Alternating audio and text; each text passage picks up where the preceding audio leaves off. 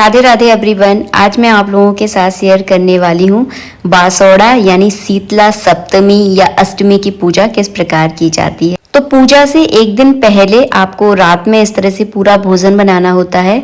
भोजन बनाने से पहले मैंने पूरी किचन को अच्छे से साफ किया है, स्नान किया। इसके बाद मैं यहाँ पे भोजन बना रही हूँ। भोजन में आपको क्या क्या बनाना है, मीठे पुए बनाना बहुत ज़रूरी होता है, चावल आपको ज़रूर बनाने हैं, दही जमा के आपको ज़रूर रखना है और पूड़ी बनानी होती है। इसके अलावा आप जो खाना चाहते हैं, जो भी आपको पसंद है, विदाउट लहसुन प्याज आप कुछ भी बना सकते हैं। कड़ी, चावल, पनीर वगैरह जो भी आपको पसंद है वो आप बना सकते हैं, लेकिन आपको लहसुन प्याज यूज़ नहीं करना है। तो मैं तो केवल पूड़ी, मीठे पुआ, चावल और दही जमा के रख देती हूँ। तो ये है मेरा सुबह का बासोड़ा का प्रसाद। तो मैंने यहाँ पे सब कुछ बना के रख दिया है। बस इसको अच्छे से पैक करके जो है ना बस मैं सोने चली जाती हूँ। 1 लोटा जल भरना बिल्कुल ना भूलें, क्योंकि वो पूजा में यूज होता है।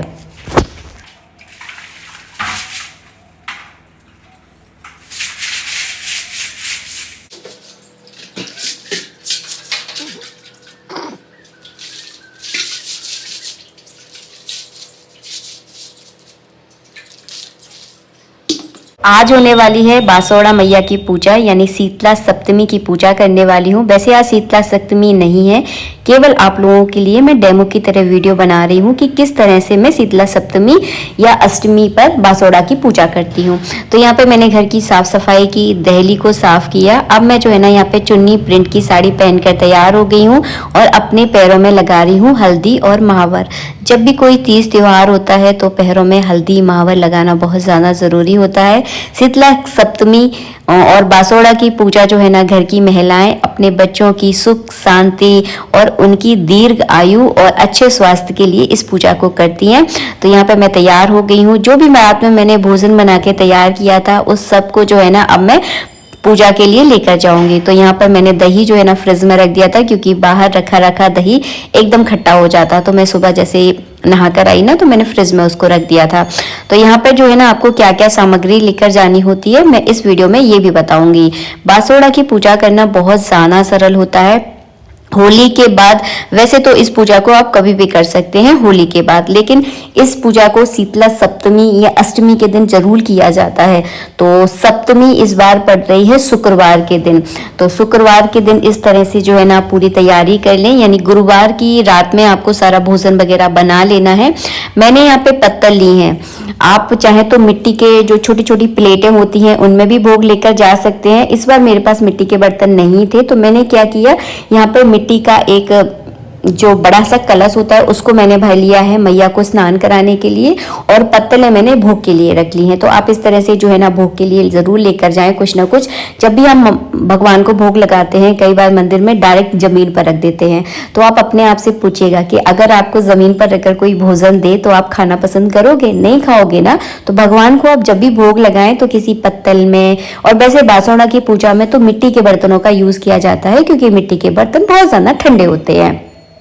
तो आपको पूजा कहाँ करनी है? आपके मोहल्ले में, आपकी कॉलोनी में जो भी माता का मंदिर है उस जगह जाकर आपको पूजा करनी है। और बासोड़ा में माता शीतला की पूजा होती है, और माता शीतला माँ दुर्गा यानी माँ पार्वती का ही रूप है। और माँ के रूप अलग अलग है लेकिन होती माँ एक ही है। तो आप किसी भी मैया के मंदिर में जाकर जो है ना आप पूजा कर सकती हैं बेझिझक होकर। होली के बाद ये पूजा करना बहुत जरूरी होता है, क्योंकि होली की जो गर्मी है होती है वो बहुत ज्यादा तेज होती है, तो उसकी ठंडक के लिए पूजा की जाती है।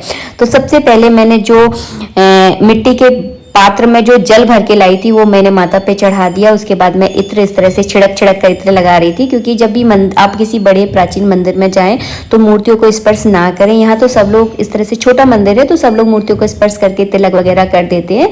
किसी बड़े मंदिर में जाएं तो बिल्कुल भी मूर्तियों को स्पर्श ना करें, क्योंकि औरतों के लिए ये निषेध होता है। यहाँ पर मैंने हल्दी से तिलक कर दिया है, चावल चढ़ा दिए हैं, कलावा रूपी वस्त्र अर्पित कर दिया है। अगर आप चुन्नी लेकर आए हैं तो मैया को चुन्नी उड़ा दें। और घर की सभी महिलाएं इस पूजा को अवश्य रूप से करती हैं अपने घर की सुख शांति समृद्धि के लिए। इसके बाद जो है ना मैं यहाँ पे भोग की तैयारी करूंगी। तो मैं जो भी भोग लेकर आई हूँ, पूड़ी, पुआ, चावल और दही, तो क्या करना है आपको, आप चाहे तो कोई दोना ले जा सकते हैं, आप चाहे तो पत्तल ले सकते हैं, आप चाहे तो मिट्टी का कोई बर्तन ले सकते हैं, लेकिन उसमें ही आपको भोग रखना है। डायरेक्ट जमीन पर कभी भी किसी भी देवी देवता को आप भोग ना लगाएं। तो मैंने पत्तल का जो एक पत्ता होता है वो ले लिया है और उस पर जो है ना मैं इस तरह से सारा सामान जो भी मैंने आपने बनाया है वो सारा सामान है इस पत्तल पर लगाकर रखकर जो है ना मैया को भोग लगा दें। और भोग लगाने के बाद आपको जल का आचमन जरूर कराना है। और ये भोग जो है ना आप मंदिर में ही छोड़कर जाएं, इसको आपको वापस घर ले जाना बिल्कुल भी नहीं है। ऐसा ना सोचे कि माता को हमने भोग लगा दिया और इसको घर वापस लेकर जाना है। तो जो माता को आप भोग लगाते हैं इसको आपको यहीं छोड़कर जाना होता है।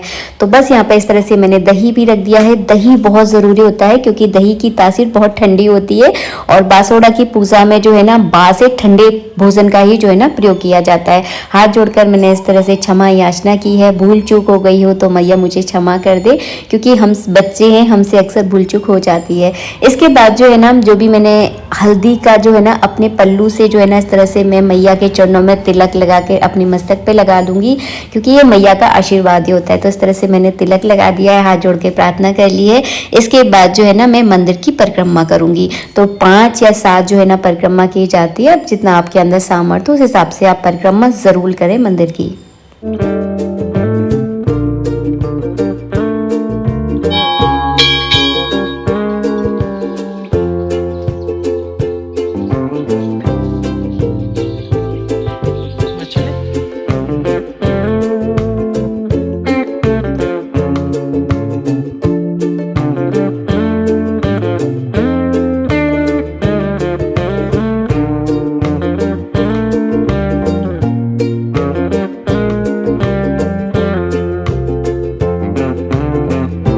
मंदिर में ही बट वृक्ष भी था, तो मैंने यहाँ पे बट वृक्ष की भी पूजा कर ली, क्योंकि सुहागिन महिलाओं को बट वृक्ष की भी पूजा करनी चाहिए। तो मैंने यहाँ पे लोटे से थोड़ा सा जल चढ़ा दिया, हल्दी से तिलक कर दिया, चावल चढ़ा दिए और जो भोग मैं बासोड़ा का लेकर आई थी वो मैंने बट वृक्ष पर भी चढ़ा दिया।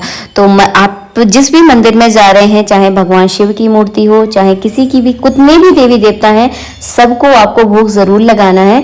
ये ना सोचें कि केवल शीतला माता की पूजा करनी है। हाँ, शीतला माता की भी पूजा की जाती है, बाकी जितने भी देवी देवता हैं सबके नाम का आपको भोग जरूर लगाना है। ऐसा नहीं है केवल शीतला माता का ही भोग लगाएं, बाकी सारे देवी देवताओं को छोड़ दें। तो आप जिस भी मंदिर में जा रहे हैं, जितने भी देवी देवता हैं, सबके नाम का आपको भोग जरूर लगाना है। उसके बाद गाय के लिए भोग जरूर निकालते हैं शीतला अष्टमी पर। तो यहाँ पर मैंने यहाँ पे गौ माता के लिए जो है ना रास्ते में ही मुझे मिल गई थी, तो 2 पोड़ी पर मैंने पुआ रखकर और थोड़ा सा दही और चावल रखकर मैंने यहाँ पे गौ माता को भोग लगा दिया है। दोनों गौ माता पर मैंने जो है ना हल्दी से तिलक कर दिया है। बहुत ही सीधी थी, मुझे बिल्कुल भी नहीं मारने के लिए दौड़ रही थी। उसके बाद मैं अपने घर आई। घर आने के बाद जो है ना दरवाजे के दोनों कॉर्नर पर जो है ना इस तरह से आपको स्वास्तिक बनाना है हल्दी से। बहुत ज्यादा जरूरी होता है, जब भी आप घर से बाहर कोई पूजा करें तो दरवाजे पर इस तरह से स्वास्तिक जरूर बनाएं। थोड़ा से जल के छींटे लेकर देकर जो है ना मैं अंदर आ गई। इसके बाद आपने जिस जगह होली जलाई है, अगर आपने अपनी सोसाइटी में होली जलाई है तो वहां पर जाकर आपको पूजा करनी है। अगर आपने घर में जाकर होली जलाई है तो घर में आपको इस तरह से पूजा करनी है, जैसे मैं आपको इस वीडियो में बताने वाली हूँ। तो आपने देखा था कि मैंने अपने घर के अंदर होली जलाई थी। तो आप जिस जगह आपने होली जलाई है, चाहे आपने सोसाइटी के अंदर जलाई हो, चाहे अपने कॉलोनी में, चाहे अपने घर में, तो उस जगह जो है ना इस तरह से आपको थोड़ा सा हल्दी से लीप लेना है। और जो एक बड़कुल्ले की माला और या फिर अकेला बड़कुल्ला जो भी आपके पास है वो रख लेना है। उसके ऊपर इस तरह से कलावा चढ़ाना है, आपको हल्दी से तिलक करना है, चावल चढ़ाना है और एक पत्तल में इस जगह भी आपको बासोड़ा माता के नाम का जो है ना भोग जरूर लगाना है। बड़कुल्ले की भी माला चढ़ाई जाती है, तो अगर आपके पास है तो चढ़ा दीजिए, अगर नहीं है तो अकेला बड़कुल्ला भी है तो वो भी आप जो है ना चढ़ा सकते हैं। बड़कुल्ला मतलब जिससे जो हम होलिका दहन में यूज करते हैं, जो गोबर के बनाए जाते हैं, उनको बड़कुल्ले बोलते हैं। तो इस तरह से जो है ना चढ़ाना है। इसके बाद आपको परिक्रमा करनी है, 5 परिक्रमा कर लेना। उसके बाद आपको ठाकुर जी के पास आ जाना है। तो ठाकुर जी पर भी जो है ना मैंने इस जो कलश मैंने रात में भर के रखा था उसके थोड़े से छींटे दे दिए हैं। भगवान को मैंने सुबह ही स्नान करवा दिया था, लेकिन मैं अभी बासोड़ा की पूजा करने चली गई थी। और जब तक बासोड़ा की पूजा नहीं होती तब तक घर के मंदिर में दीपक नहीं जलाया जाता है। तो केवल मैंने भगवान को स्नान करवाया है, तैयार करवा दिया है, बाहर में बासोड़ा की पूजा करके आ गई हूँ। अब मैंने यहाँ पे ठाकुर जी के नाम का यहाँ पे भोग निकाल रही हूँ। तो यहाँ जो भी मैंने बासोड़ा की पूजा में बनाया है तो यहाँ पे ठाकुर जी के नाम का मैं इस तरह से भोग लगा दूंगी। और बासोड़ा की पूजा करने के बाद ठाकुर जी की आरती की जाती है, दीपक जलाया जाता है। अगर आपके घर में चल जाए तो पूरे दिन जो है ना बासा खाना ही, बासा भोजन ही जो है ना किया जाता है। अगर आपके यहाँ पे नहीं चल पा रहा है, आपके हस्बैंड नहीं खाते हैं, आपके बच्चे बहुत छोटे छोटे हैं, कई परिस्थितियां ऐसी हो जाती है कि हर घर का माहौल एक जैसा नहीं होता है, तो आप जो है ना बासोड़ा की पूजा करने के बाद गैस जला लें और कुछ भी खाने पीने के लिए बना सकते हैं। लेकिन बासोड़ा की पूजा करने से पहले जो है ना गैस बिल्कुल भी नहीं जलाई जाती, चाय भी नहीं बनाना होता। तो आज मैंने चाय भी नहीं पी है, तो इस बात का आपको ध्यान रखना होता है। अगर आपको मेरा वीडियो थोड़ा सा भी अच्छा लगा है तो प्लीज़ वीडियो को लाइक कीजिएगा और इस वीडियो को ज़्यादा से ज़्यादा अपने दोस्तों के साथ, रिश्तेदारों के साथ ज़रूर शेयर कीजिएगा। मिलेंगे आप सबके साथ नेक्स्ट वीडियो में। कहीं कोई चीज़ समझ में नहीं आई है तो मुझे कमेंट बॉक्स में कमेंट करके ज़रूर बताएं। ठाकुर जी पर जो हमने भोग लगाया है बाद में आप इसे प्रसाद के रूप में खा सकते हैं। राधे राधे, जय श्री राधे।